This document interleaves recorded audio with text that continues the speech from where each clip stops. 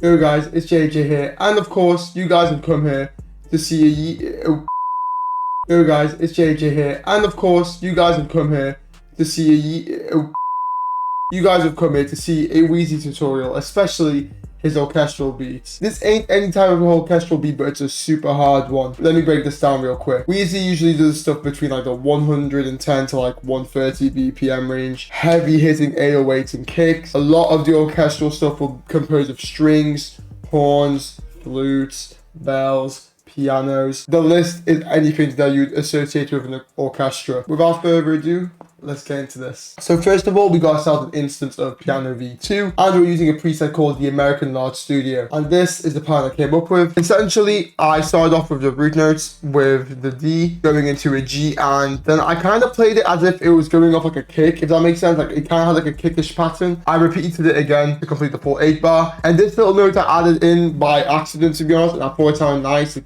gives it like a little like drop into the next key. Literally just copy and pasted this not once but twice up. It's like a stack of 3 octaves of a key. Then I decided to add in a notes that would sound good, as if they were part of like a chord progression, if that makes sense. Like when you look at these all, it's like they're missing the middle notes of the chords, and then that would have been the full chord made, but I didn't do that. I kept it quite simple.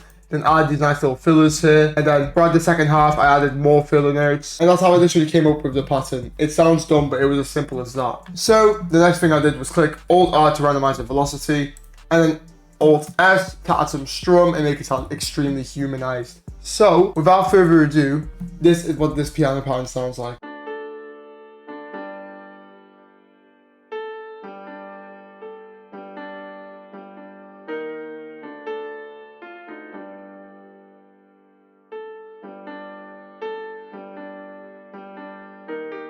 And there you have it. As you can hear already, it has like this really weird, like grand feeling to it. I just think it sounds super dope, and it adds a bit more to that whole like, orchestral flair. For effects, all I did was add an EQ coding up all the lows and the highs, and a few frequencies I wasn't a fan of. I added, of course, some RC20 with the Vinyl 1 preset. Then added some Valhalla Vintage Verb just to give it a bit more space within the whole mix. Next up, we got ourselves Expand 2, and I used a preset called Producer Brass from the Woodwind and Brass Bank. As for the pattern, I essentially followed the same root notes as you guys can see, and then literally copy and pasted it again twice up an octave, and then just followed the chord notes again. Exactly what I did as before. Did the exact same thing, except took away all the filler nonsense. Later on within the beat, what I also did was just to add like a nice little switch up to the whole verse sections and stuff. I even took out the top section and left it as simple as this. It goes from like a nice like just low brass to an extra oomph with the whole higher end kicking in later. So without further ado,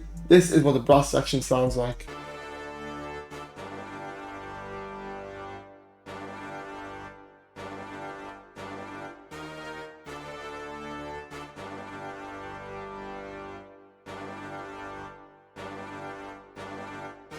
You can't tell me this doesn't go like super hard when you're listening to this already. Like, there's not even drums on it, and I'm already sat here like, I remember how good this beat was when I made it. That's all it is really. And of course, by adding some spacing in between the notes, it just adds a bit more character. It just makes it sound like it punches in twice as hard. And you'll hear as well when I play the full melody what I mean by some of the brass coming in and then like the whole section coming in. As for effects, I have an EQ cutting up all the lows and a few of the frequencies I wasn't a fan of. Then I added a pretty limiter because when I have only some part of the brass playing, I wanted it all sound the same volume, so it doesn't sound like any of it is just losing some emphasis and power within the whole beat. And then last but not least, you guys have some Valhalla Vintage Verb. And of course, within the whole mix, I stereo separated this around 47%, so it didn't clash with the piano too much. Now last but not least, we got ourselves another Expand 2 with the preset called Staccato Down from the Strings Bank. And of course, for the pattern, I swear I literally just copied the piano pattern again. Like, it's as simple as that with these beats. You just gotta make it sound super dummy hard when it comes to orchestral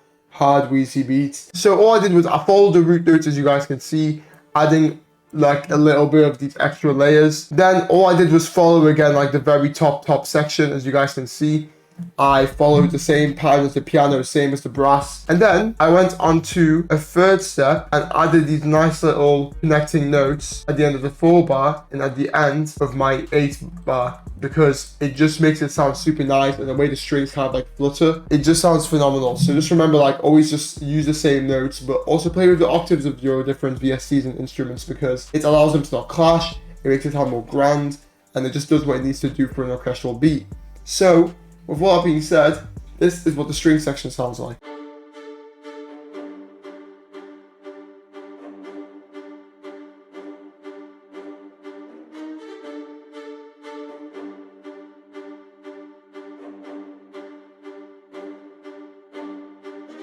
And there you have it. And as you guys can hear, these little extra notes I added here within the lower octaves of the string just add a bit more of like a ear candy element to it. It just sounds more, yeah, it just sounds very fluid, very smooth, and it just does the job super nicely. So I'd really recommend you guys implement this technique. And of course, you know, I had to click my Alt R to randomize the velocity because making it sound human, and of course with Alt S for some strum. As for effects, it was very simple. I just took an EQ, cut off frequencies I wasn't a fan of, and then of course add some reverb, but I took up the mix quite a fair amount, so it's very wide in the mix. Doesn't take up too much space, but does the job well. Now I've given you all the melodies, it's time to hear the whole thing together. So here we go.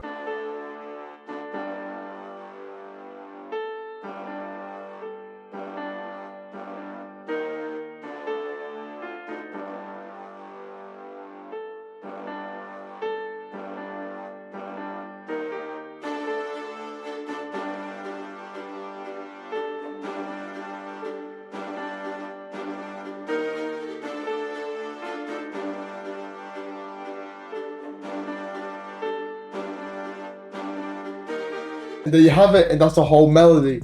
Now tell me, you see what I mean when I feel like the little brass bits like coming in with a bit of low and a bit of high, and then all of it together. It's just super dope, and I really hope you guys obviously enjoy this melody as well, because I think it's super cold. Now let's not waste any time and get straight into the drums. First of all, we got ourselves the basic slap clap pattern, repeating every half a beat, and of course you guys know how it goes, so let's just hear this.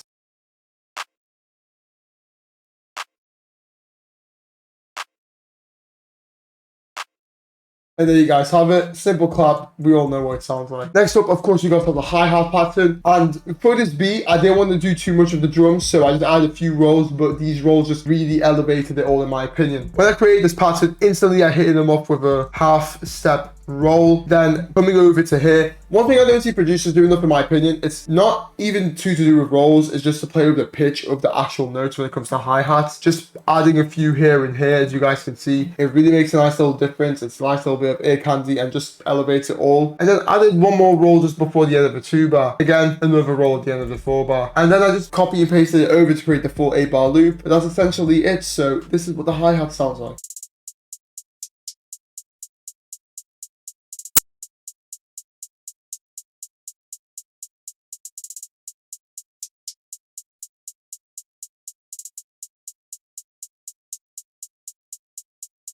And there you guys have it. And next up, of course, we got ourselves a kick pattern. And it goes kind of crazy, I can't even lie to you. First of all, we got ourselves a nice little roll coming in. And obviously a bunch more rolls, little like back-to-back kicks. And you just got to keep it spaced. I know it's a bit obviously clustered as you guys see here, but add decent amount of room between each kick. And when it hits, you want it to hit like twice as hard. Because when you give it space, for example, at the beginning, and then it comes into like a bunch of kicks, going from like a high to like no kick and then instantly back into another kick, it just makes it sound super dope. And of course you want to click that Control A and use that scroller wheel to max your velocities out as per usual. So with all that being said, this is what the kick sounds like.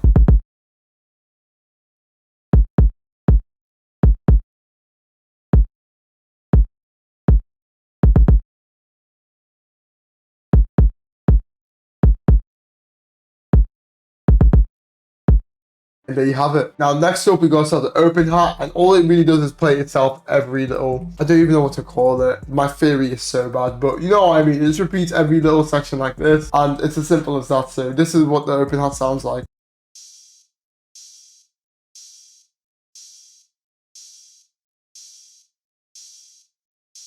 And there you have it. And when you hear the open hat with all the other drums, it just adds a bit more like a marching theme to it. Everything just sounds so grand, especially with the whole orchestral aspect. Now, lastly, we got ourselves obviously the 808 pattern. Clicking that Control A again to match your velocity. I can never stress this enough. Make sure you always do so. All I really do is follow the root notes where the kick was played. However, I did add a little bit of a glide, as you guys can see, a little bit of an 808 slide. I added a few more octave punches up here on the second half of the 4 bar loop, making it a total of 8 bars. Without further ado, this is what the 808 pattern sounds like.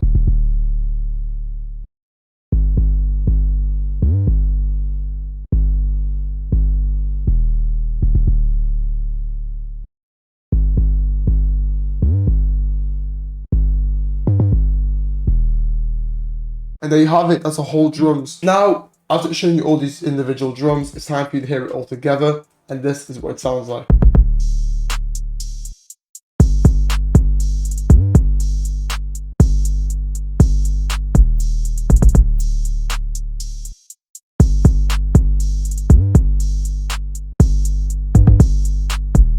And there you have it, folks. I've showed you all the melodic aspects, I've showed you all the drum aspects, and now you have all the Wheezy orchestral source you need. You've hit the end of the video. So, thanks for watching. Hope you've enjoyed. Make sure to like, comment, and subscribe down below. I'm always reading your comments. And of course, take it easy. Peace.